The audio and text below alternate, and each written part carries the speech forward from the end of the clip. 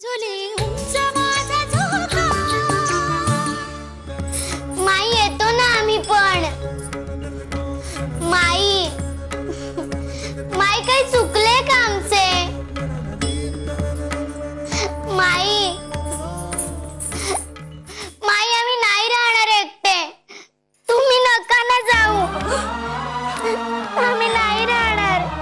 उठ रमे, उठ. माई शांत हो. रमा, माझ्या हातात काहीतरी आहे का बाळा?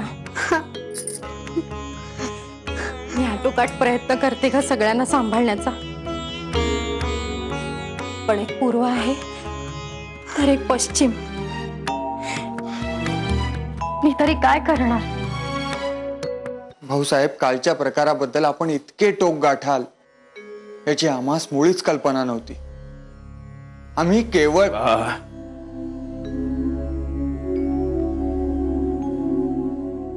आपले नवमतवादी विचार आपण लोकांसमोर मांडा. तुमचे असले विचार आम्हास पटले नसते तरी सुद्धा ते लोकांस पटतात याची आम्हाला जाणीव आहे. त्यांनी तुम्हाला त्यांचे पुढारी पण बहाल केलेले आहे. आता तिकडे जाणे योग्य नाही. हे बघ, भाऊसाहेबांना जर कळले की आपण सगळ्या जणी इथे त्यांच्या खोलीच्या बाहेर उभे राहून त्यांचे बोलणे ऐकतोय, मग तर अनर्थच होईल.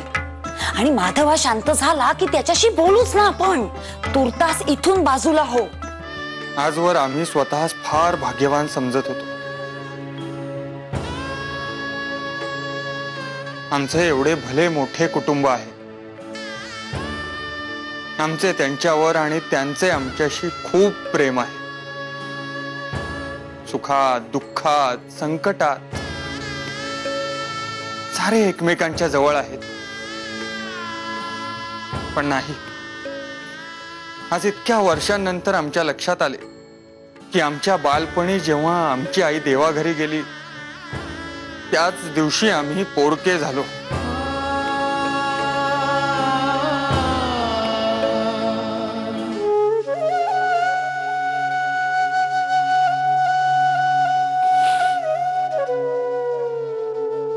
बाळबटजी, ही सारी मंडळी म्हणजे आमचे कुटुंब आहे.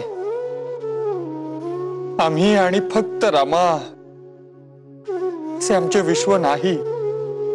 बाळबटजी, भाऊसाहेबांस निरोप द्या.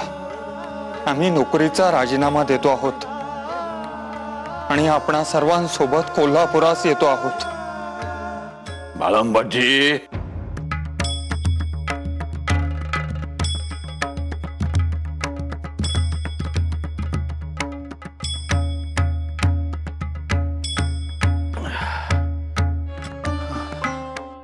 बाळंबटजी, घरातल्या प्रत्येकास सांगा, म्हणावे आम्ही जिवंत असेपर्यंत पोरका हा शब्द या घरामध्ये जर कोणी काढाल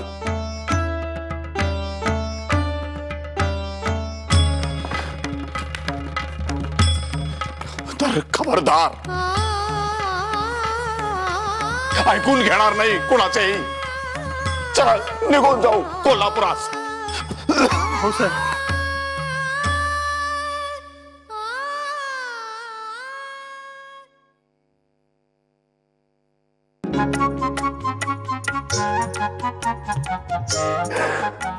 आजचे आमचे कोल्हापुरात जाणे रहित केले आहे.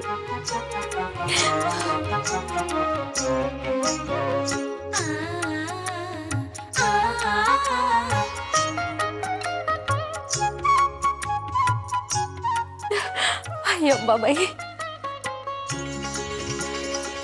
अरे माधवा, पुन्हा कधीही स्वतःला पोरका समजू नकोस.